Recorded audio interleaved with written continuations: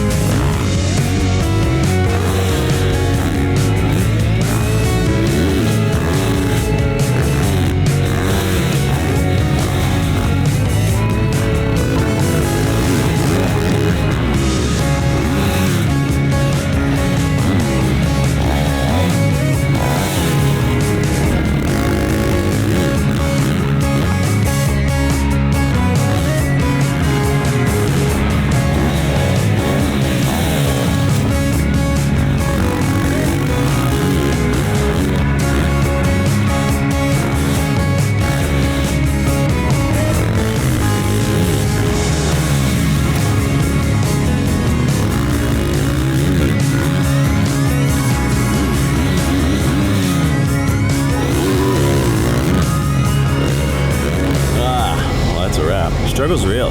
It's funny because like it's a new process of, you know, like with YouTube and doing the kids and stuff is one thing. I have always been extremely, I don't know if I'd call it secretive, but just like I have never really shared a whole lot of the process of the training side of it, you know. And obviously you're, you know, having to learn new habits, having to learn new things of, you know, allowing certain things to be seen. And it's like and it's hard because you feel vulnerable right now, right? Like you, like, you know, I'm 40 and I've enjoyed the last 2 years of retirement. I've, you know, spent a lot of time with the kids and haven't, you know, after a good portion of my, you know, 40 years on this earth, 36 of them have been riding dirt bikes, and just, you know, that one mindset. And so it's kind of been nice to clear my mind mentally, physically, and kind of get back. So it's a struggle to get back into it. But I want to do that. Like I want my kids to see me working hard. I'm not lazy. I'm not somebody who doesn't like working out. Like I enjoy all that side of it. But I'll honestly say that the last 2 years it was refreshing and nice to kind of not have to think about anything. And so then on that flip side, that makes this curve, you know, steep, and allowing yourself that, you know, 12 week before you go racing again. It's gonna be a climb. So yeah, like I said, learning new habits, allowing people in a little more, because there's not a lot to hide. I'm not coming back professionally racing. It's not, you know, like a lot of people's like, oh, you know, like Dungy's doing it. Dungy's 32 years old. I feel like I was my best self at 32. So I think for me, it's just, yeah, like not knowing that I'm not going back racing. So just, yeah, the things that I do, I'm going to try to do things a little different, you know, like some of the things that, you know, that I would like to be better at and work to, you know, be better because I am 40, not 30, or I'm not 28 anymore. So just try to work on some of those reflexes and things like that. So the struggle's real right now. You know, when you throw yourself back into kind of like I touched on it earlier, it's just that, you know, you're pulling back on calories, you're pulling back on, you know, your diet. Those are huge shocks to the system anyway. And then you add in, you know, gym workouts and running, cycling, and then getting back to riding Supercross. It's brutal, and it's a struggle. So I sympathize with people that say it's hard, but it's only as hard as you let it. I mean, because it sucks right now, to be honest. Like I hate this process because you feel so useless.